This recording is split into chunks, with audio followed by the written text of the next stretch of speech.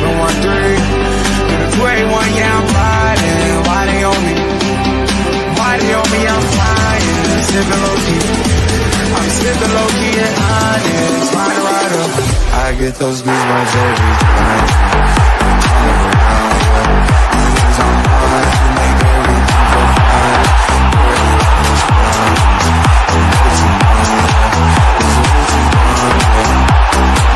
I get those goosebumps every time.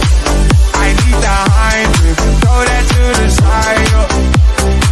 I get those goosebumps every time, yeah. When you're not around, we can throw that to the side. I get those goosebumps every time. Up the mugs. Yes, sir.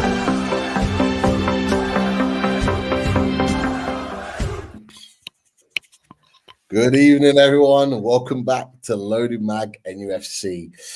Fully loaded, let's say, sort of wound up transfers. There are people in the chat when we put the tweets out saying, "Oh, it's going to be quick." Well, it may well be, but we've got other things to discuss as well, and this is why we're here.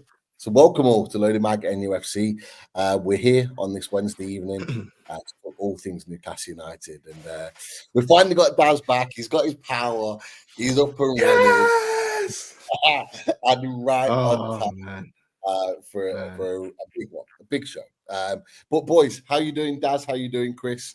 How is everything? Yeah, quite a couple of days for me. Six days without power, without internet, without phone signal, and at times without water. So an interesting few days. But yeah, no, we got around it, and power came back on for us at 3:30 today, and still people without power. Absolutely crazy. The storm in Ireland, the worst storm ever. Hurricane, really, is what it was. But I know you got a bit of it as well, lads. So hopefully everyone in the UK is okay as well. But yeah, some battering in Newcastle. We got here in Ireland, but. He even missed the Southampton game, but I did see the goals. So I missed a lot of things in the last 6 days. But how are you, Chris? Oh, good, mate. I can't really moan about anything. I had a little moan to you the other day on a voice note, didn't I? And then I felt awful because then I thought, poor Daz hasn't got any water, he hasn't got any lecky, and there's me moaning because it's slightly cold outside. So I felt terrible for moaning, Daz. I do apologise, mate. But no, I'm good. I'm really good. Busy day in work. Been looking forward to the show all evening. So yeah, all good. Obviously got one eye on the Champions League, so I'll do my best to keep everyone updated. I'll keep finding them comments in and let everyone know exactly what the latest position is. If anyone doesn't know, well, I think the chat do, because the chat have already mentioned it, haven't they? Villa 2-0 up now, I believe. 2-0 up at home to Celtic. Mike Kemp was on the button. Yeah, good man. Good man. Yeah. So yeah, keep the scores coming, because you know what I'm like. You might find out half an hour later. So it might be everyone keeping us all updated. But no, I'm all good, mate. Pete, how are you doing, mate? You good? All good, fella. All good. Good to have the band back together again. And good to talk Newcastle United, of course. We won again. Where everyone's happy, and we're in a good mood. Albeit the transfers are not what we were expecting it to be. But look, we're going to talk about that because the main man is here and his camera is the right way around now. I have a question. Yeah. So, sorry, guys. Before we go live, lads, just a few questions. What are we talking about? Stadium transfers, incomes and outcomes, and training ground and stuff like that. That's the plan, is it? That is the plan, absolutely. But look, it's a pleasure to welcome him in, and it's good to have him in because I know his time is very, very precious. But we'll welcome him in just a second when his camera's up. I was going to say, here he is. Here he is. Here's Keith. Welcome back, Keith. Danny Cool in the house. You all right? How you doing, fella? How you doing? Yeah, I'm not bad, thanks. I'm not bad. I've had better last few days, but never mind. Here we are. Definitely. Look, and just to sum up my current situation, I'm trying to get the Villa Celtic game on my TV, but I was I was putting some new furniture in yesterday and managed to break my cable that goes into the back of the Skybox. So I've got no Sky, no TNT, and I'm just looking at a screen that just says no signal written all over it. So anyway, nice to talk to you guys. I'm not missing anything. I was quite keen to see how Celtic got on tonight down at Villa Park. So you need to keep me updated because I've got absolutely nothing on my TV screen here. Do you not know what the score is, Keith? I just heard one of you say there, is it 2-0? Did you say 2-0 Villa or 2-0 Celtic? I heard someone say 2-0. Villa. 2-0 Villa. Right. Yeah, I thought they would win that tonight, I've got to say. I mean, it's more just from a Scottish point of view, just interested to see how they got on in the old Battle of Britain. But yeah, I did fancy Villa tonight, I have to say. How you guys doing? You okay? Good, mate. Yeah, we're good. And look, it's always good to chat with you, and we always appreciate you taking the time to come and talk Newcastle United. But look, I don't know where you want to start. Whether you want to start with that elephant in the room, whether you want to start with some transfer talk or some general talk. The floor is yours, mate. Where shall we start? First, I'm surprised you guys want to talk to me at the moment because it feels like all the Newcastle fans have fallen out with me over the last 24 hours, 48 hours, should I say? But yeah, look, the whole situation regarding Alexander Isak, Arsenal, Sky, the mess that it's become I've probably not helped matters by doing that YouTube video yesterday, but I did that YouTube video because I felt like I wanted to try and explain the situation from my point of view, and obviously I'm on the ground covering the club on a daily basis, and I was just trying to get a bit of context on it to try and make people sort of understand the situation more and how it works. But just looking at the comments I've had, there's about 700 comments there, and quite a lot of them are, well, the vast majority are negative. Quite a lot of them are sort of abusive. There's I've been called condescending a number of times, so I need to watch the video back again, and maybe that has how I've come across. I didn't mean to be like that at all, not in any way. I was actually just trying to sort of help the situation by put a bit more meat in the bones and a bit more understanding. So being called condescending, called a gaslighter, called poison, and then the one I read just about half an hour before I came on there, getting accused of being racist. So I mean, it's getting a bit out of hand, really. And the reason I got accused of being racist was because I suggested that Alexander Isak and Thierry Henry were similar players. So I mean, it's just people are just using any kind of sort of stick to beat me with at the moment, and it hurts a little bit because I've covered the club for 11 and a half years now. I absolutely I've loved every moment of it, even the bad days. But in the last 3.5 years since the takeover, it's just been so enjoyable to be there, welcome all the signings. Of course, who can forget the takeover day, the cup final, and it's just a good time to cover the club, just as I'm sure it is for you guys, a good time to support the club. And I'm really looking forward to hopefully a trip back to Wembley in a couple of months' time, and the thought of you guys lifting some silverware, it would just be incredible to be a reporter covering the club when that happens. And there's no one that wants you guys to do well more than me. You just need to ask the Sunderland fans that, because they absolutely slaughter me all the time and think I'm one of you guys. But look, if you live in the city, you've got friends who are Newcastle fans, you've got family who are Newcastle fans, the club does get under your skin a little bit, and you do want to cover it to the best of your ability. And I just felt yesterday I wanted to come on to YouTube and try and give a bit of an explainer, but it's not gone down that well. So firstly, I just want to apologise if my words have come across differently to how I meant them to. That wasn't at all what I meant. I didn't mean to be patronising or condescending, or I didn't mean to talk down to the fans at all. And everyone's got their own opinion, and I totally appreciate and respect that. But I suppose I wanted to come on and defend my colleague, because Mark McAdam, who was covering the Newcastle game on Saturday, this is where it all kind of, I'm saying it all started. It didn't start. It felt like it's the straw that broke the camel's back. There's obviously been an issue there before, because a lot of people are saying that they feel Sky have got an agenda with Isak, and they're trying to get Isak to Arsenal, or then there's a narrative there that Isak's going to go to Arsenal. And it's difficult for me. I don't watch a whole lot of the channel because I'm normally working. I was aware of Paul Merson's comments, and when he said Arsenal should break the bank, but I've been unaware of all the stuff in the transfer programs and what's been said. So I know some people have sent me things, and I've seen bits and pieces of it. But I just wanted to come on for two reasons to the YouTube video. One was to back up Mark, because Mark McAdam is an absolute gem of a reporter. There's a lot of chances out there at the moment. There's a lot of people who are just stealing other people's work and passing it off as their own. And he's one of the few guys out there who still does things by the book, and he's a top operator. And I know that he was quite upset with some of the abuse he received on Saturday after the game.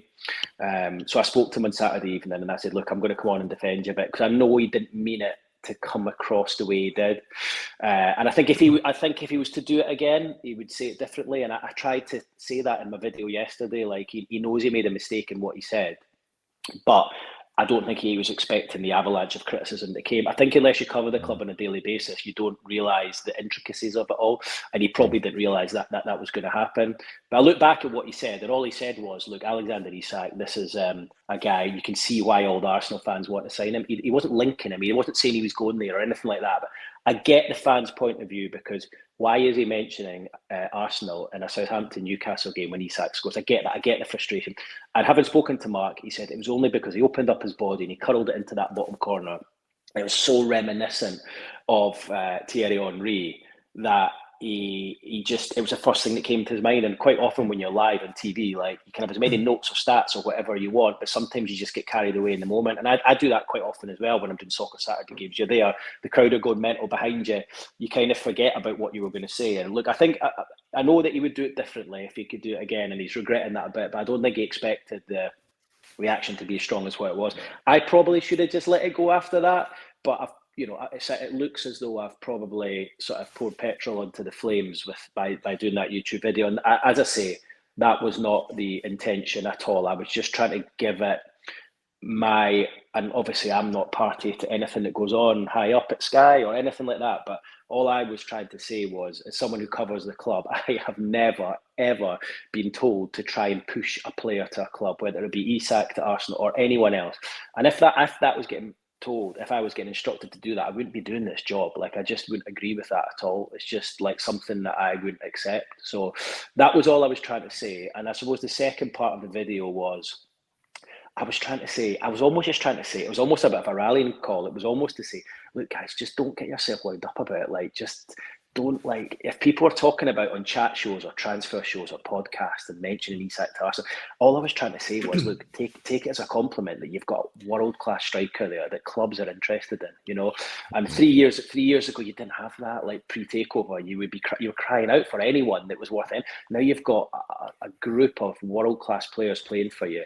It'll be so hard for any club to get someone like Alexander Isak out of Newcastle, and not for a second do I think he's going to leave. I think he's going to stay. And I was trying to put that across, and to that end, I was trying to say, look, don't get yourself wound up about it. Like, just rise above all the tittle tattle that you see in the podcasts and the transfer, like, people who don't know the ins and outs of it. Like, try not to get yourself wound up, and that's what I was trying to say in the YouTube video. And I was trying to ease it, but it sounds as though the way I've been taken is different to the way I was wanting to put myself across. So, look, we could go around in circles with this, and I might not be doing myself a favour by talking about it again. But I just felt if we were going to speak tonight, it would just be wrong to not mention it, because I don't want to come on here and pretend that it's not happened. So again, I apologise to anyone I've offended. I did not mean to do that. I absolutely love covering this football club, and hopefully I will in the future. And it's just got a little bit like nasty, some of the stuff that's happened over the last 24 hours, and it's a shame that it's got to that situation, because there was nothing that made me more proud than announcing that takeover that day. And I've loved the last 3.5 years and all the nice comments and meeting fans in the street and all that kind of thing. So hopefully we can move past this, and sorry for the ramble.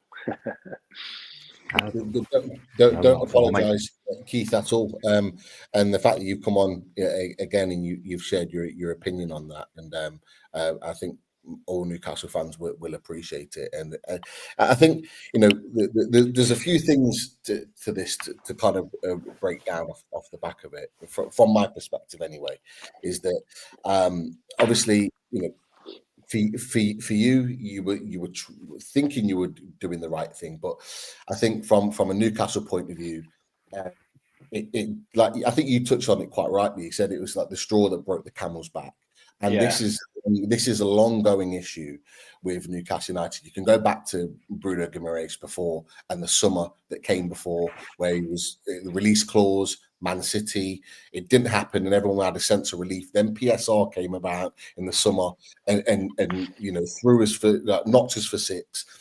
And then we're getting the Isak talk constantly, and I think Newcastle fans have just had enough of being linked everywhere else. And I completely understand what you're saying with regards to, take it as a compliment, like ignore it. But I think the fact of what's happened in the last 6 months has put Newcastle fans on edge a little bit, is because we're not that team that are going to be going and spending 60, 70 million like we were before on players to get the world-class players that we've got now. And I think we're a little bit unsure of what's happening at the club. And I think with the fact that he's constantly linked to Arsenal all the time, whether it's outlets that we trust or whether it's outlets that we don't, I think Newcastle fans have just kind of got frustrated with it. And I think it gets to the point where Newcastle fans are just like, look, enough's enough. And you'll know, because you speak to Newcastle fans all the time. You spoke to us numerous times. We're a fan base that will stand our ground. We will go, hold on, like, we're not having this. Like, we will go against other clubs on social media and various other things. We will stand our ground with that, and we are quite proud. Oh yeah, right. I've noticed that. Yeah, yeah, it definitely. But it's important for you to know that, standing our ground as a fan base is not throwing abuse and negativity. And unfortunately, that is a percentage of all fan bases. They will always have a small percentage of that. And I think you may have seen that, and like, it's horrible to think that you got those sorts of comments. But I hope you just don't think that that's reflective of the whole fan base, because we are not like that. And we can kind of look at it from a different perspective. No, look, I know that. I'm aware of that. And, even just, I was in the gym earlier, and like a couple of my mates were in the class after me, and they're big Newcastle fans, season tickets, go home and away. And we kind of just touched on it, and they were just like, look, it's just like, not everyone thinks the same. But aside from that, I still respect it. Like, I respect the comments that I've had on it, and particularly the ones that were trying to be sort of unabusive about it, like the ones who were actually just making the point, making it clear. I'm like, that's absolutely fine. What I would say is, from a personal point of view, I've never linked Isak to Arsenal. I've never said it once. Like, I've never even, like, that's not something I've done, because I know it's not happening this window. We'd never know what's going to happen with any player in summer, right? And I think this is part of an overarching issue, because there's a frustration there. You've now gone 3 transfer windows without adding a player who's really affecting the first team. And I get that. Like, you've got the money there to spend and you're not allowed to spend it. I get there's a frustration. I get, these rules have been put in place to stop Newcastle. We all know that. Like, that's frustrating for you guys. That's frustrating for me as a reporter. I loved, like, 2 summers ago when Botman and Isak and who else arrived? Botman, you have to remind me now. Botman, Isak, and there was another big one arrived in the summer. Tonali it was. Tonali. And then, like, and I love when all these, I love that first one when you had, like, Trippier and Dan Burn, and, and there's so many, you forget about them, but, like, we would love it if Newcastle were able to just spend freely, but sadly those rules are in place. Now, I don't want to get into an argument about why those rules are in place, because it's so far above my pay grade, it's ridiculous. But all I was trying to say was, I just wanted to speak about the Isak situation. And for me on the ground, all I was trying to say is, I have never been told to, like, put Isak's name, like, link him to Arsenal. That would never happen. Like, I would never need to do that. I would never want to do that. And I was just trying to explain Mark's side on Saturday. Anything else beyond that, any of the rules of the Premier League or whatever, I don't know. But another thing I'll say is, I was on a meeting with just over a week ago with our digital department at Sky, and they actually ran through the numbers that the online guys get for all the top clubs in England. And they had the list of over the last year how many millions or billion clicks or views they got. Newcastle were fifth. They were fifth in that, right? So I'm not saying that means you're a top 6 club or you're not a top 6 club, but what I'm saying is there's such an interest there in the club that shows like how much you guys are not growing because you were big anyway, but there's just such an appetite and a thirst for information, and there's an interest in Newcastle. So I suppose what I was trying to say was I didn't want people to start getting too worried about, oh God, like worried about the big 6, because I actually think Newcastle are one of the big 6. I mean you get more views and clicks than Man City do, for example. Do you know what I mean? Who have won the league the last 6 years, and okay, you've not won a trophy in a long time. Let's hope that ends in the next couple of months. Look, maybe I didn't understand the situation. I think there's a real anger and frustration about the overarching problem, and that's that you're not allowed to spend your money because of these restrictions that are getting put in place by the Premier League and the other clubs together. And I get that, but that's nothing to do with me. And let me tell you, I don't want that to be the case. All I want is every transfer window to be talking about transfers and you signing big players and holding on to your best players. Yeah, but also, as much as you want to hold on to Isak and Bruno and Tonali, you know that as a club, you at some point are going to have to sell these guys so that you can then work around PSR, bring the money, and then go out and buy the next one, and then hopefully it'll be a better one. You can't hold on to the players together, and by that I don't just mean the top guys. I mean your Almirons, your Callum Wilsons, and your guys who you probably all feel have been there too long as well. You need to trade better as a club, and Eddie Howe's come on record to say that. So is Paul Mitchell. You need to trade. I'm not saying you need to do that now, but there will come a time when you do need to sell these guys at a profit, make more money, and then you go and invest it further, and you can actually do more with the money. And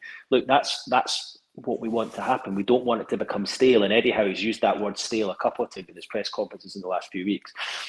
And he's kind of warned that, look, there is a danger of us becoming stale here because we're not adding. And it's just a shame that you spent a lot of money in those first sort of 4 or 5 transfer windows, and there's not been that room for manoeuvre since, as a result of one, the failure to sell players. Like, there's been no one other than Anderson and Minte who sold last summer. There's not really been anyone sold of any value. Chris Wood, but he was sold at a loss, £10 million loss.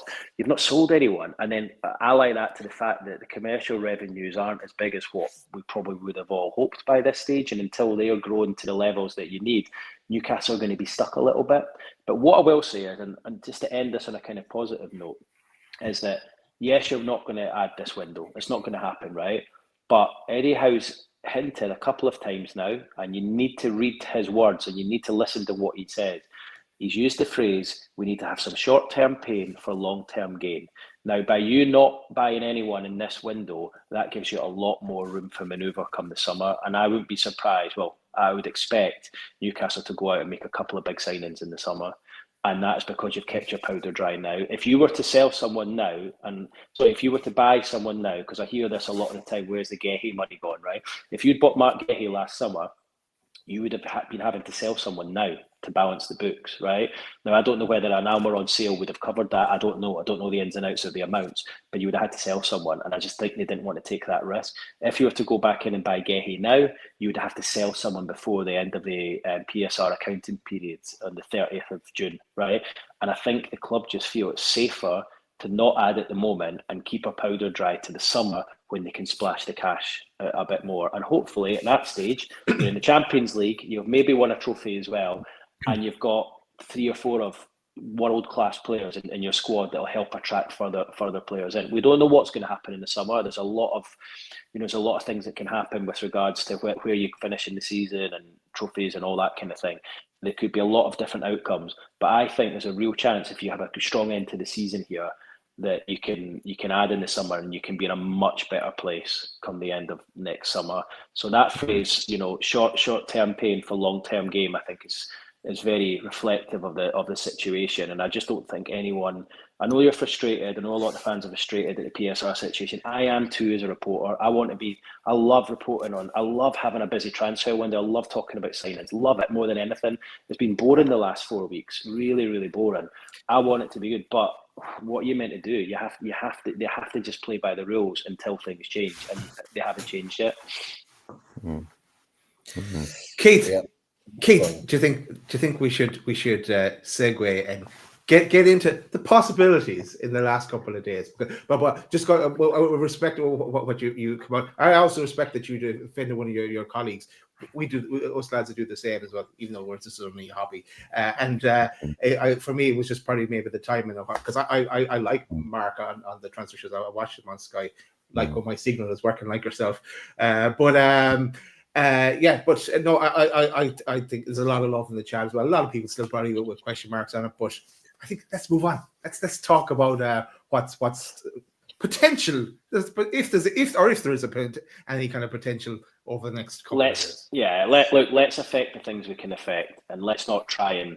It's just getting a little bit out of hand, the whole thing, and I'm regretting doing that video yesterday. But I was trying to defend him. I was trying to give a little bit of an explanation and try to almost just say to you guys, look, don't worry, just like. But who am I to tell fans how to behave? That's totally up to them how they want to feel and act. So once again, apologies. In terms of the last few days of the window, I mean, I could sit here and say, yeah, you're going to spend £50 million and that'll get everyone in a good mood with me again. But sadly, I would rather give you the truth. I'd rather give you the truth, and I don't think that's going to happen. The only thing that might change that would be if there's a sale. So if there's obviously we know Almiron's going, but if there's another sale on top of that, I think I saw tonight. I think the Athletic reporting that Everton are interested in Sean Longstaff, and if something like that happened, that would probably give Newcastle some room for manoeuvre. But I have to say, I just don't think Sean will go this window. I think that potential date at Wembley and whenever it is, 2 months' time, 6 weeks' time, I think for a lifelong Newcastle fan, I think he'll want to be involved in that, and I think he would kick himself if he moves to Everton now and missed the chance of becoming an absolute club legend and writing his name in the history book. So that would be my reason for thinking that Sean is more likely to stay this window. But if a sale like that, like Sean, whether it was like, he's probably worth 10-15 million, if something like that on top of the Almiron, you would imagine that gives Newcastle a bit of room to add. I still honestly think that, well, one, I don't think Sean will go. But two, I think even if it was, I just think the club will keep the powder dry to the summer and spend big in the summer. Yeah, and it's a risk. It's a big risk.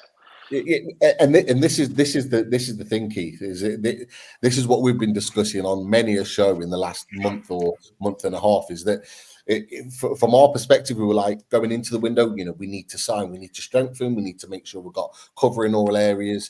Then we hear the news about Miguel Almiron, and it's a case of we have to go and sign because we've only got one right winger to take us through.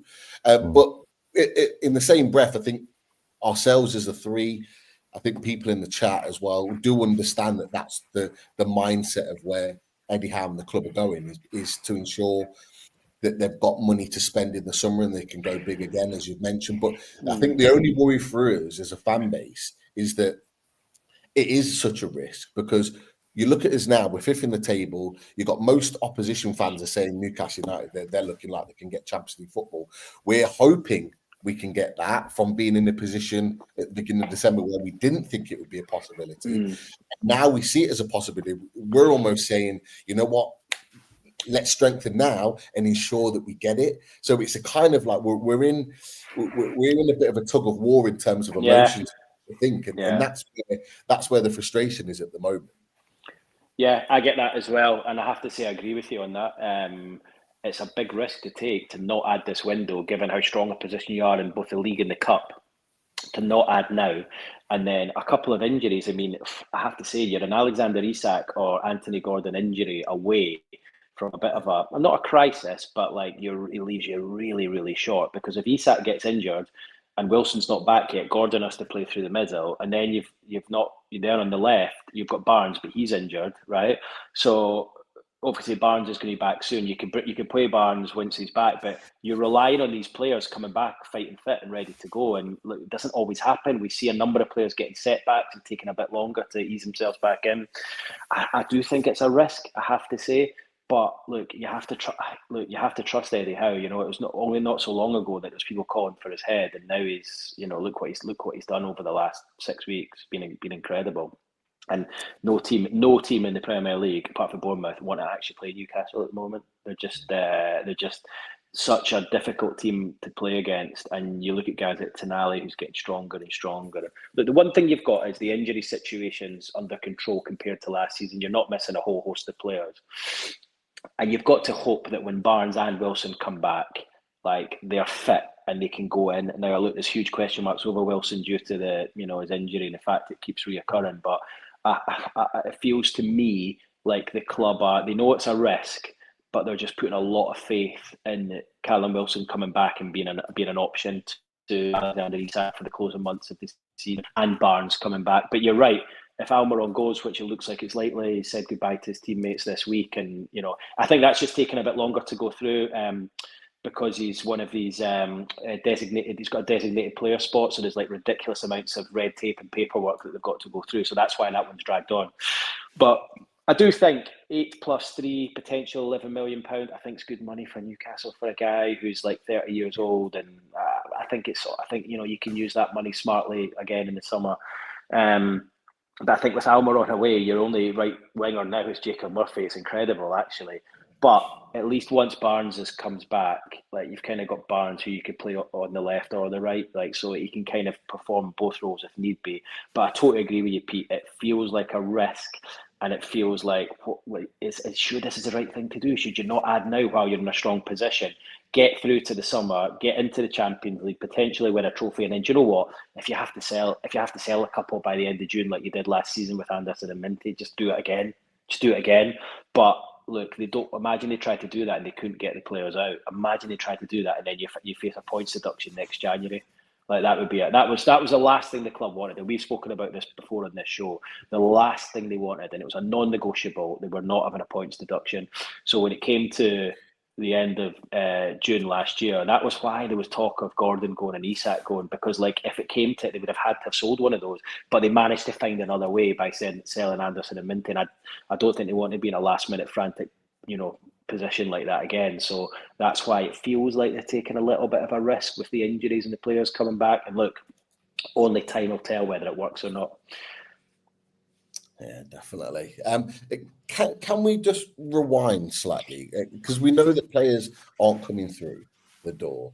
However, there were some noises from the agent of Abdulkadir Kusanov saying that Newcastle United were sort of at the front of the table to sign him in January, and obviously the PSR situation was out the window. Like, how was that close at any point, or was it just a discussion? Like, what were the chances of us actually going and strengthening him? The transfer itself in January wasn't close. But I think Newcastle were lining him up for the summer. I think they were hoping they could have got him in the summer as part of their recruitment drive in the summer. But obviously, with what's happened at Manchester City, they've accelerated their own plans and they've had to bring him in January instead. So I think he's one that, had he not gone to Man City this month and he was still playing over in France, Newcastle would have tried to push the button on him in the summer. Eddie said last week that he'd done all the groundwork, they'd done all the scouting, they'd done their homework on the player, and it was one that they were really interested in. He was a target for them. But I don't think he meant in January. I think he meant in the summer. So, but Man City they've just brought their transfer plans forward early. You've got to remember at Man City, just going back to the revenue thing, because they're winning the Champions League and they're winning the Premier League, the amount of revenue they get from that is ridiculous. And that's all money that they can then just use towards signing. And then add to the fact that their commercial revenue it's like three or four times the amount that Newcastle are bringing in. So the prize money on top of the commercial, that's why they're able to go out and do all this thing. And I know it's frustrating for the fans and it feels like Newcastle are getting cheated a little bit, but that's just sadly the rules. And they're in a position now, and they've got themselves into a position where, I mean, they could have gone out and pretty much spent anything by the looks of it this month. What, they spent 126 million on 3 players, and it sounds like they're going to add another one. And I can see the frustration from Newcastle when they're like, hang on, Man City are now behind us in the table, they're chasing us down, they've just gone out and bought 3 players, and that's exactly what we want to be doing. But yeah, the Kusanov thing, I think that was just reading between the lines and the bits and pieces I've heard, I think that was one for the summer. But sadly, with him at Man City now, That's not going to happen, and it's not the first time that Newcastle have missed out on a player, is it? Over the last couple of windows, where you feel like they've been linked to a player and you think they've got a chance here, then he goes elsewhere. And I think there's a frustration on Eddie's part about that as well. Definitely. Keith, we've got a super chat, and it's from one of your fans, one you met in Atlanta before. Oh, have I got Jimmy. one left? Have I still got a fan? You still have one. Jimmy, He's Jimmy looking forward to welcoming That's Miggy home as well. So Jimmy says, "Look, my man Keith Jimmy, bringing how some you class to the show." Thanks, Jimmy, for the super chat. I met Jimmy out in I think it was just before the Atlanta game. It was about 50 degrees or something outside, and the two of us were in a bad condition trying to get around that stadium. It was the humidity was off the scale, but yeah, I do remember meeting you. Nice to speak to you, Jimmy. What time's it over there then? Must be, what are they, 5 hours, 6 hours by mid afternoon over there? It's about 6 hours, I think. About mid-afternoon. Mm-hmm. Is there a chance that we go back to we go back to the States in the summer? Yeah, United apparently heading that up again. The Premier Series. Yeah, there is a chance. But my information, I've not reported any of this just because I've kind of been swathed in secrecy a bit. But I think there's a chance of the US, but I think from what I'm hearing, it's more likely to be elsewhere. Oh. So Ireland. I think it's Say that again. Where? Sorry. Ireland, by any chance? Well, look. I think if Eddie had his way, it would be Ireland. Remember, Rafa used to go there all the time because it was only a half an hour flight. I think if Eddie had his flight, he'd go to Ireland or the Algarve. I don't think he's too fussed about going to wherever it is. Whether it's the trip to Australia last year, I don't think helped. I don't think he's too fussed about going to America or Thailand or South Korea or wherever it is. But look, the club need to go on these trips to increase the following and the commercial revenue. They need to do it, and look, it's difficult because it probably doesn't help the players in terms of their preparation for the season. But if you want to be one of the best, you need to do what they do, the rest do, and you need to try and grow the club in these countries. So sadly, mate, I don't think it will be Ireland. But I would say at the moment it's looking unlikely that it's the USA. But it still could potentially be on the table. I think the plans are still quite early. I imagine it'll be whoever's going to be offering the most money, effectively, just from my perspective, just because it'll be a case of where can they gain as much money as possible, because it sounds horrible, but that's the position we're all in. Like every club apart from the sort of traditional top six, like that's what everyone's in. Everyone's sort of chasing that money at the moment, which is massively frustrating. I think plans are well underway, but I've kind of been sworn to secrecy on this one. But I think, look, things could change. But it sounds as though there's a plan afoot as to what could potentially happen. I bumped into someone at the airport the other day I probably shouldn't have bumped into on the way, and I was going to Paris and he was going elsewhere to try and sort something out. So but anyway, we'll leave that as it is just now before I get myself in any bother. You've given us a little teaser, Keith, to go away. So that's absolutely fine. There's a couple of players that just to get some confirmation from what you know of outgoings, because there's been some rumours today around Matty Targett and potential inquiries from Leeds United, and as well as that, the latest on Lloyd Kelly. So Matteo Moretto talked about there's a potential chance, and there is some interest in Lloyd Kelly, even some Premier League clubs, which was the newest information there. Is there a chance that either one of them goes? Is it looking likely, or is it very much just what it is at the moment? Yeah, on Lloyd Kelly, it sounds to me like his agent's being quite active, and he's trying to find him a club where he's going to play regularly.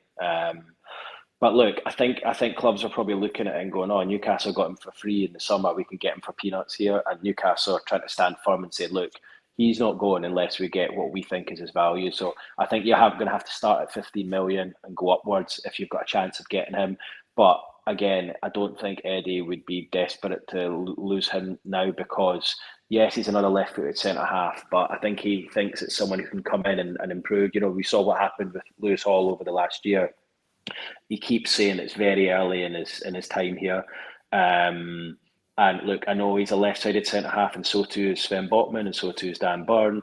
But I just think it would be. I think it would be another risk for the club to lose him now, unless someone's going to come in and say there's £25 million or 20 million. I think he stays. And the bids that have been coming in from Fenerbahce and Juve have come nowhere close to that. So I would say never, because Newcastle obviously need the money for the PSR situation, and then to give them more headroom in the summer. And I think if an offer came in that they couldn't refuse, I think they would accept. But I think the numbers that have been quoted so far don't come anywhere near that.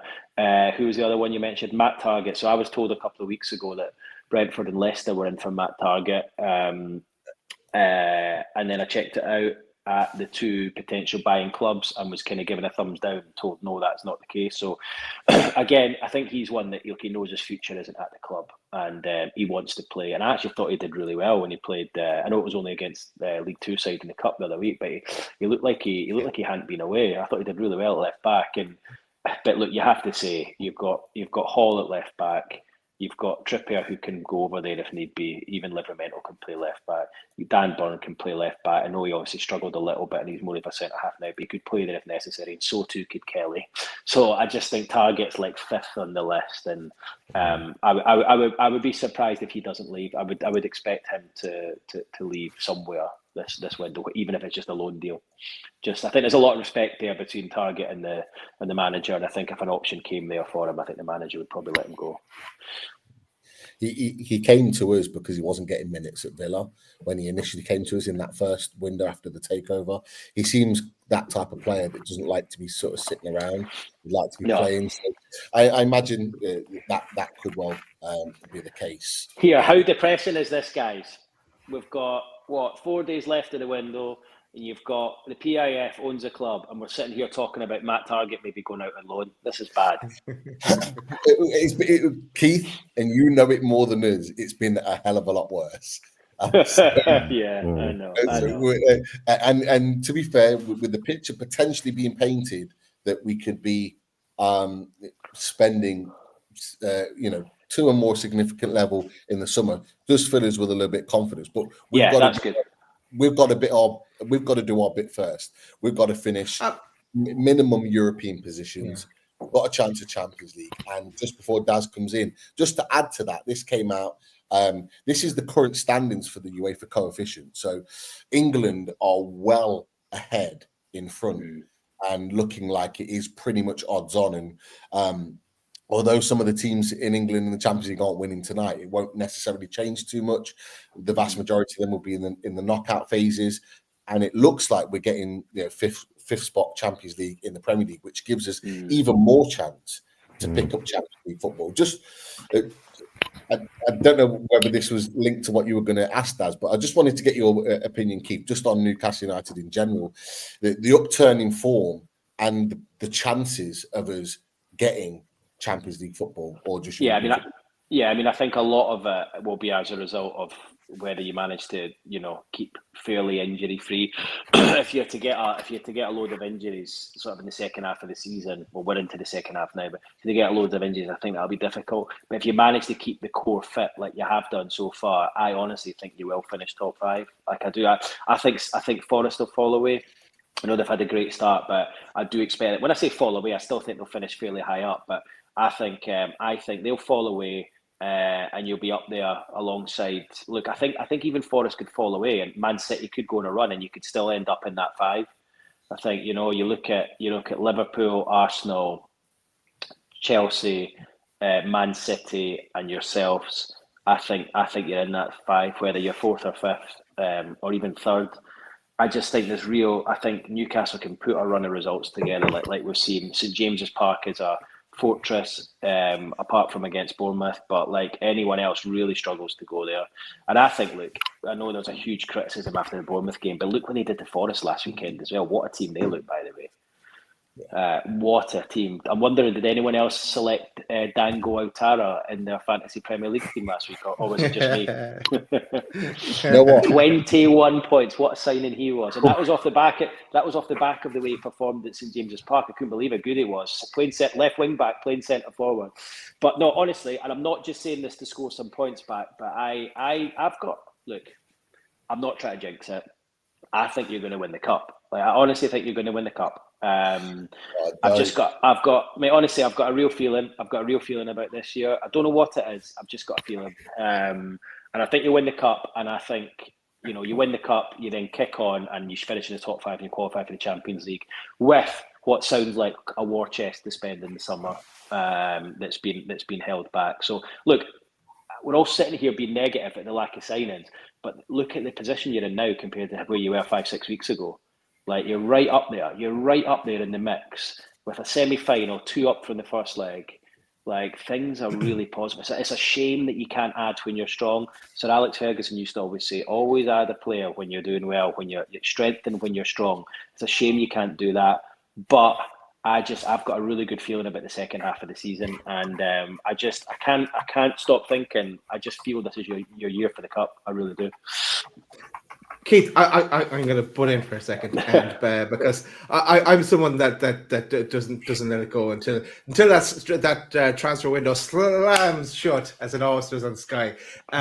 How about, and I know it's someone has mentioned in the chat as well, how about loans? And I know that loans can chop and change on any given day, and they're fluid, depending on how. But there are like this tell there from Bayern Munich that's been linked to an awful lot of Premier League clubs today, even. Do you think the loan market is something we dip into, or a loan to buy, like we did with Hall? Or? Yeah, do you know, you need to look back at like what Eddie's done so far, and he's rarely done that. Like, he has brought a couple of loans to buy. You're right when you look at Target and Hall, but generally he doesn't really bring players in on loan to then go again 6 months later, which I'm surprised by, because that's a real option. It's a real option for the club. I thought they would have looked at the Saudi market this time last year, when obviously those rules were ditched and allowed Newcastle to buy from those clubs.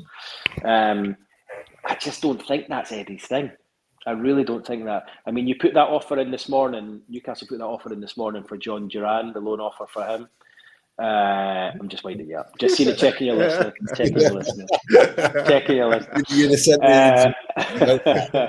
But he's chosen Al Nasser instead. That's an incredible transfer. That, I mean, hang on, I've just lost you a sec. 20-year-old. He's not 20-year-old. Where is he? Maybe 2021. Going over to play over there in Saudi. It's incredible. Duran is 20. Yeah, incredible that he's choosing to do that. I know the money is ridiculous, but come on, do that later on in your career.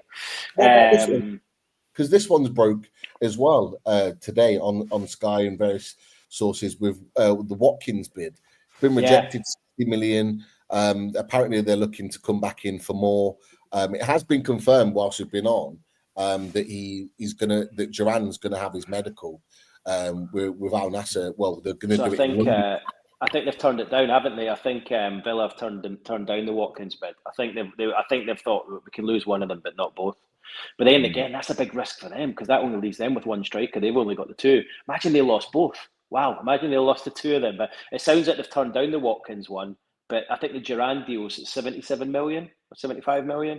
I don't think you can say no to that. It's ridiculous money. Absolutely ridiculous money. But yeah, I don't want to talk about Arsenal and trying to sign strikers, because you just get myself in trouble. That's true. How about another twist? And this isn't a transfer. This is because I'll forget it later before we even go to the chatters. But how about, again, I've been off the radar a bit because of the storms the last couple of days, but I saw mention of, again, linking back to the multi-club model, and maybe Santos, pay for looking at Santos. Have you heard anything around that kind of a topic? No. I know Neymar is just after rocking up. No, I've not. Honestly, guys, I hate to say it, but I think you're barking up the wrong tree. I don't think you're going to sign anyone. I know that's not what you want to hear, but just to be real, I don't think you're going to sign anyone between now and Monday night, unless you sell another player like a Longstaff goes or something like that. You might look to bring someone in, but honestly, sadly, I don't think you will. And just interesting, you talking about Watkins there. I vividly remember the day the weekend Newcastle signed Callum Wilson. It was the two players available were Watkins, who was I think he was at Brentford at the time, and Callum, who was at where was Callum? Remind me, Bournemouth. And they were the two strikers, and they couldn't decide which one to go for. And Steve Bruce pushed the button on Wilson, and obviously, look, he's done great, scored a lot of goals. But it's amazing just to see. Like, I know Watkins was a few years younger. It's amazing to see. And it was always that, Watkins was likely to play on for a couple more years. And it was just, I think they just felt the safer bet at the time was to go for Wilson and his goals. And look, he's done incredibly well with the goals he scored. But I just remember that day where they were like, we had the money for either player and both bids were going to get accepted and they had to choose. And whichever one Newcastle chose, Villa were getting the other one. So if Newcastle chosen Watkins, Wilson was going to Villa. And it's panned out the way it has. But I always remember that. They both were going. They were both fees accepted for both, and they just had to work out who was going where. But no, honestly, I might sort of eat my words on this, but you just need to look at what Eddie's done in his transfer window so far. He's never really brought any loan players in, has he? He's never really brought like a straight loan players in, has he? He just hasn't done it. And look, you need to remember as well, the wages work against PSR as well. And Eddie said that about the Isak contract talks as well. He said, look, we need to be aware that every decision we make, even giving a player a new contract, like the Joe Linton one, like giving him that extended contract, that has a knock-on effect on our PSR with the wages and the length of the contract. And it'd be the same if Isak was to get a new deal in the summer. So even bringing in a player on loan, a big name player, the guys that you're alluding to there who are on big money, that would again have a knock-on effect with the PSR and probably leave you in a position where you need to sell by the end of June, and they don't want that. And the squad cost ratios come in the new process comes in, I think, next season. So that from what financial experts have said, it may well give Newcastle United a little bit more headroom to be able to maneuver just a tiny bit more. We still have the restraints unless we get more revenue, but it should hopefully give us another little maneuver in the transfer market, which we need to take every option we can. Absolutely. Is there one player? This is my question to you, Keith. Here we go again. You asked me this in the summer. Put me in the spot. Not for this month, but is there one player that's not really been out there that you maybe are able to share that Newcastle that we've had interest in, and not talk about signing this month, just in general that's out there? Is there anyone that you could potentially share that Newcastle have got of an interest? Saka from Arsenal, for example. Yeah, you could get him for 10 million. 10 million, I think, is all he's going to cost. Yeah, he would. Look, let's go on record to say it now. He would be perfect for Newcastle. Wide right, or if you don't want him, go for the other young lad in the Nwaneri that's coming through. He's the same position, 18, 17 years. Is he less than that? 16? What a player he looks like. They look actually very identical in terms of their style, cutting in on that left foot. Look, I think the one. Obviously he's been mentioned a lot, so it's not. I'm not coming out with anything revolutionary here, but the one I think that would really make a difference to use would be Mbeumo. Like, his numbers are incredible, and I've said it for a couple of transfer windows now. And him playing on that wide right, chopping into that left foot, he's got a brilliant strike on him, scores penalties for fun. I just think a front three of him, Isak, and Gordon would be incredible, like really, really good. And it sounds like he's a really good lad as well. Sounds as though like he's a real worker. Like, look what he's done to improve his game over the last couple of years. And I think that's one that could really improve the side. And I know that Newcastle like him. But look, that's no secret.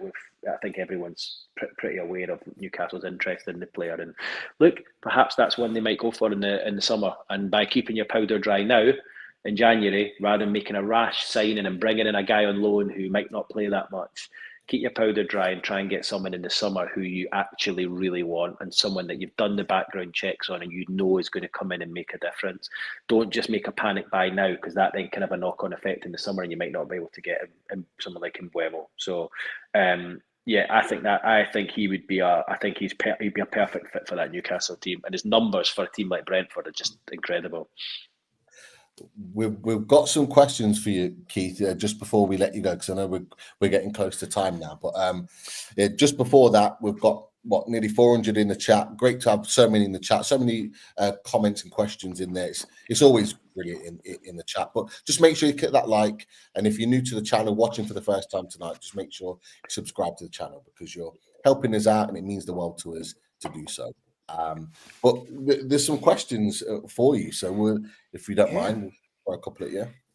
Yeah, so this one from Tom Dixon, a name that we talked about with Graham Bailey a number of months ago when he was on this. But question for Keith: is there anything on the Besiktas forward, Shimmick Kilroy, or as I call him, Kilroy? And there's this talk of Sunderland and Newcastle chasing him. Oh, wow, I'm not sure whether that's a joke or not. They mentioned the word Sunderland in a battle with Newcastle for a signing.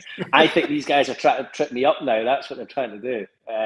No, I have to say, Tom, that is news to me, that one. I don't know. Is he? I'm not even sure. Is he a regular first teamer? Because obviously, as you can see, they're trying to really improve. Is he international? Yeah. No, it's not. Yeah. It's not one I've heard. It's not one I've heard, and I'd be surprised. It doesn't sound like the sort of player that Eddie would go for. But I don't know. I maybe just don't know about it yet. Cool. Next one comes from. I'll just shorten this because we've talked about Longstaff and Target already. But Trips, any? Do you think Trips would be on the move? Yeah, I mean, I'm surprised that. It sounds bad. I'm surprised he's still there. Like, I am surprised. I mean, looking back now, he hasn't played much since in the last calendar year. I'm surprised looking back they didn't take the money from Bayern Munich that was offered last January, because that would have really helped. But look, you need to look at Newcastle's right back options, right? And if you've not got Tino there, who else have you got? Look, I think the hope was that they brought the lad in from West Ham. I forget his name now. Who's it? Ashby. Harrison Ashby. They brought him in 2 windows ago. I think the hope was that he would go on and it'd be him and Livramento like fighting for the right back position, but it sounds like it's not gone well. I mean, he's been loaned out to QPR and he's not even always playing. He's played left back there, and I think there's been I don't know, maybe been 1 or 2 question marks over how well he's fitted in and settled in, and I think he's not progressed as well as they would have hoped. So because that's not happened, they've kept Trippier there as the other right back. And look, you have to say Trippier, I mean, he's taken to it really well, the fact that he's a sub, and I did think they would give Tino a chance this season, but I thought Trips would have played more than what he has, and you could understand if he was frustrated and whatnot at the situation. And I have to say, I'm surprised he's still there, but I think he's there because they know that they don't have another right back option. And if he were to go and Tino gets injured, they're short. And I think you could almost get away with, up front they play a front 3. You can get away with having five for 3 positions, but at right back you couldn't just have 1 for 1. You need to have an option there. And where else are you going to get a player of Trippier's ability, experience, and leadership for the amount of money that he's worth now? Like, is it really worth taking £5 million for him or whatever? And his contract's running down. Is it really worth that? No. Like, it makes sense just to keep him, and obviously he adds a lot more to it than just than football ability. He's a real leader in the dressing room, as you guys I'm sure are aware. The one thing I will say about Trippier is that certainly more recently, probably in the last 6 to 8 weeks, he looks like his head's been in it. Whereas there's probably been question marks from the fan base to say, certainly the back end of last season, that it may not have been at times, but he looks more focused when he's playing. He looks more switched on. His performances have been better. But like you said, that's just my opinion for that. But like I said, Tino is the number one, and rightly so at the moment. Yeah, I think do you know what? I don't think there's a lot between them. I mean, I know he's a bit older, Trippier, but I just think he brings a lot to it in terms of his experience and stuff. And I think he's been a little bit. I know he had a few performances where thinking of one down at Chelsea in the quarterfinal, like just over a year ago. But I think he's been a little bit hard done by. But I did feel that I think Eddie's signing guys like Hall and Livramento, and he's saying, look, you're going to be part of the future. You're going to be our first choice right back, but we need a season just to bed you in. So you can't bed him in over a whole season, and then the next season starts and you're like, oh, you're still number 2. Because then you lose that trust with the players. So I think he's had to kind of be honest, true to his word, and give him the opportunity. And look, he's good. He's good, Livramento. I think he's still got areas he can improve. I don't think he's incredibly good on the ball. His energy's good and whatnot. I think his ability on the ball and his crossing and all that could get better. His defending one-on-one's good. But I just think Trippier, look, I just don't think I would be surprised if he comes in and plays a bit of an important role between now and the end of the season, whether Livramento's injured or not. I just think having him there is a good thing, and I just don't think it's worth taking the money now for him. I really don't, like, given what you would get for him in today's market at his age. Okay, I'll combine this. There's been a few questions around this topic, so I'll kind of combine it into David's version. But he talks about the lack of communication coming from the club, and he talks also about the stadium, and he mentions New Year. I was under the belief it would be February/March before we hear anything. Have you? What's your thoughts on that? And then about the follow up then is the replacement for Downie and the CEO. Look, the stadium thing's a massive decision. It's an absolutely humongous decision. And as much as we were told it was going to be early this year, probably January, you can't really criticise them too much that it's been knocked out, because it's not a case of rushing this. They need to make sure they make the right decision. And again, there's a lot of legal wrangle and red tape they've got to get through. So I can see why that has been knocked on. With regards to CEO, I have to say, yeah, I'm surprised. Like, when was that? When did we find out about? I think the club put a statement out about Darren's ill health maybe in September, was it? Or I can't remember exactly. August or September. Yeah. So I am surprised that they've not done anything on that yet, I have to say. And look, I've said this before in your show that, without doubt, with Amanda and Merdad leaving, there is a chasm there. There's a big chasm, like what they used to do at the club, and I feel like it hasn't been filled, and it doesn't have the same feel about it as what it did, a year and a half ago. And until they can get that right, there are going to be issues, and we've seen the issues with Eddie Howe and Paul Mitchell in the past, and I still think they've probably got a few things that they need to resolve. It feels like it's working better. It certainly sounds and feels like it's working better, but it's really hard to judge when Paul Mitchell's not even had the ability to go out and sign anyone yet due to the PSR restrictions. I mean, if there's anyone who wants to go out and sign players right now, if you guys are frustrated as fans, and I'm frustrated as a reporter, think of Paul Mitchell, the sporting director, feels. He's come in and he can't do anything. He's got hands tied behind his back. He'll have a big job on getting that first big signing in the summer. There'll be some relief there, because he must be frustrated by that. I mean, he'll understand the situation because they've known it in advance. But like you said, that's what he was employed to do. But if anything, look, I'm trying to think positively now. Is that if anything, it gives him even more time to get this situation right.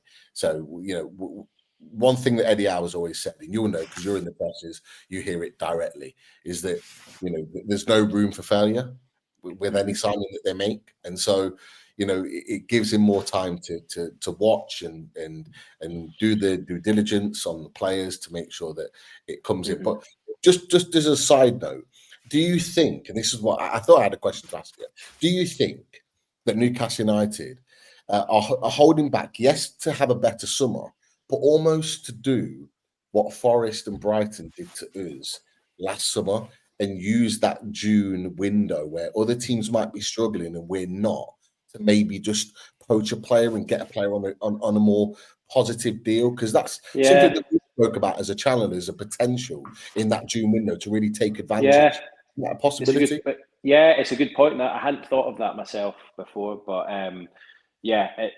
that would be a possibility, and you have to look at what happened. I mean, I think that still hurts. I think it still rankles Newcastle, the fact that they essentially allowed Anderson to go. Yes, it was 35 million, but you build into the deal the Vlachodimos thing, and it's really, I think they only made something between 15 and 20 million for Anderson, which is a pittance for his quality. And look, he's starring for Forest right now. And Yankuba Minte, as much as I'm saying Mbeumo would be terrific for Newcastle on that right hand side, I've watched a bit of Minte this season, and his pace and raw power, he scored a few goals. I think he would have been phenomenal in that Newcastle team, and I think he would have got a chance. Although it wasn't an Eddie signing, I think Eddie would have given him an opportunity this season without a doubt. So yeah, it's an interesting point you make there, Pete. Whether Newcastle are maybe keeping one eye on that and maybe taking an advantage of another club situation, potentially yes. I don't know if that's the case or not. I just think the summer itself like from the way Eddie's speaking and the fact you've not signed anyone that affects the first team for 3 transfer windows now, I just think the summer should be a big one with regards to players coming in. And if you were to sell one of your big ones, I know you don't want to hear this, but if you were to sell, a Bruno or an Isak, or I mean, if someone was to offer you money that you could not refuse, think what that's going to do for you in terms of opening up options moving forward. And you want to keep the band together, of course you do, but every player's got its price, and if someone came in and offered silly money for one of these guys, I think the club would have to sit up and take notice, because that's something that they've not done well enough. They haven't sold at all. I mean, they weren't able to sell because Mike Ashley left in nothing. But then, even in recent windows, I think maybe you look back, you could have sold Trippier last January, you could have potentially sold Callum Wilson last January, you could have sold Almiron before now. There's other players that, but then I think Eddie is so meticulous, and he's so, the players he brings in have to fit a certain profile and have to be good lads, and he doesn't take chances on players. And you have to say, look at his recruitment so far. I know there was question marks over Lewis Hall, and there was a big question mark over Tonali, and the club got the wool pulled over their eyes by Milan on that one, absolutely right. But look at the players that he signed. I mean, almost to a man, what a job they've done. Dan Burns been phenomenal, Pope's been great. Tonali looks just like a world beater to me. Bruno's just been phenomenal what he's brought to the club in terms of his character and his playing. You can go through them. You've got Isak, you've now got one of the best strikers in the world in the shape of Alexander Isak, and everyone raised their eyebrows when Newcastle spent 63 million on him, but that's nothing. Absolutely nothing. Oh, sorry. No, I'm all right to mention Isak, just don't mention the A word. Yeah, that's good. Yeah, we've left the most important question of the night to the end, okay. Keith, and it comes from Tom Dixon. I'll add a bit onto it, but he asks, "How's the dog and baby keeping, Keith, and the missus and life as a father? How are you finding it?" The dog has been, for the majority of this chat we've had, scratching at the door. He's obviously desperate to get out for a pee, and I'm in the kitchen here, right? So he needs to come through the kitchen to go out the back door here. He's scratching away, so he's holding himself in through there. But yeah, he's all right. He got his groom today, so he's looking $1 million. The baby is now, Elodie is now 5.5 months. So yeah, she's doing good. She's doing good, mate. She's just really engaging now and smiling and whatnot. She's sleeping quite well. So yeah, it's pretty amazing. I probably should have done it 10 years earlier. I've been a dad at 43. It's not the easiest thing, I have to say, but it's great. It's great. I wouldn't change it for the world. Nice. Well, we'll have to be in touch because we've got something to send to you as being a new father. So we'll get in touch afterwards. Arsenal jersey with Isak on the back, is it? No. Send me anything you want. Send me anything you want, as long as it's not any more abuse, please. No, definitely not. But look, Keith, it's been an absolute pleasure to have you on. It always is. It's always a great chat, and we massively appreciate the time because we know how busy. No worries. Look, yeah, no problem. Hopefully tonight, that's giving you a little bit of clarity that not all the fan base is that way inclined. It's only a very small section. As you've seen, and you would have seen the comments flying up, and there's been so many tonight.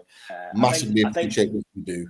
I think it's just difficult. Well, look, thank you for your words. I really appreciate that. But I think it's just difficult for me because I want you guys to do well. Like, really want you guys to do well. We'd love it if you won a trophy. We'd love it if you qualified for Champions League. We'd love it if you're signing players or playing in every transfer window. And it was almost like people were thinking I was like against them, and that could not be any further from the truth. I misjudged the situation. I misjudged the feeling and the frustration, and hopefully things improve, and we're chatting again here in the summer, and there's big signings getting made, and we're all on a different page again.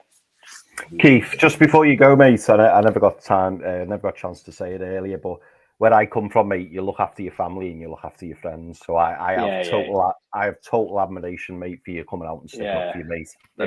Yeah. He's a good guy. He's a really good guy, Mark. He made a little mistake. It wasn't a huge mistake, but as I think one of you guys said earlier, it was the tip of the iceberg. In isolation, it wasn't that bad what he said, but I think it was just added up to all the other reporting and whatever and comments and stuff. And he is, and I could have just said nothing and left it and played it safe, but I was like, no, I want to defend him because I know he's a good guy, and I knew I was going to anger some people by doing it, but I needed to be sort of true to myself, and like, because I know that he wouldn't have meant it the way he did. So yeah, and I know that he felt terrible about it afterwards. So no, thanks for that, Chris. Appreciate that. Nice. Keith, we'll let you have your evening back to yourself. Cheers, guys. Watch the game. Cheers, Keith. You take care, Care. mate. All the best. Take care, Keith. Mind yourself. Bye. Cheers, Bye. Keith. Great to have Keith on. Good chat, and we asked the question. He gave the answers on whether it was Isaac or the transfers.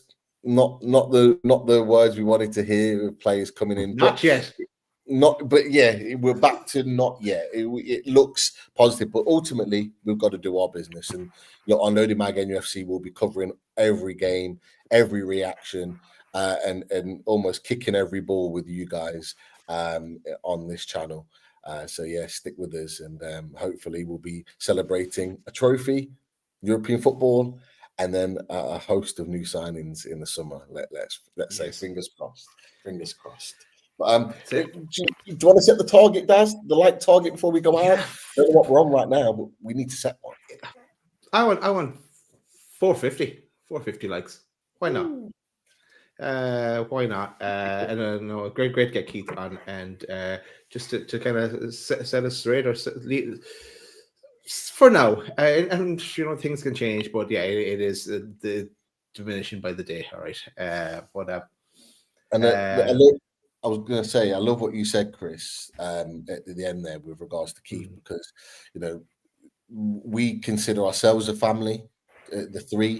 But everyone that tunes in to Loaded Mag NUFC, you are part of the Loaded family. You are part of us because you tune in, you watch every show that we do. But also people like Keith that have been there in the trenches with us when things were absolutely shite and we were on our knees under the previous ownership. He's been there, so he's been through the trenches with us. So he's part of this Newcastle United family too. And like you said, it was a one small mistake. He's apologized. Everybody else has done their bit, and we will move on. We will move on and focus back on football because that's where the priority should be. That's for sure. And Man City has gone to. We are back tomorrow for away days as well, so keep your eyes peeled for that. I think it's tomorrow. Tomorrow's Thursday. Yes, I think it is. But let's end the show, guys. And there's only one way to end this show. The key topic of the night. But we'll see you soon. Thanks everyone for joining. Have a good evening. Stay safe.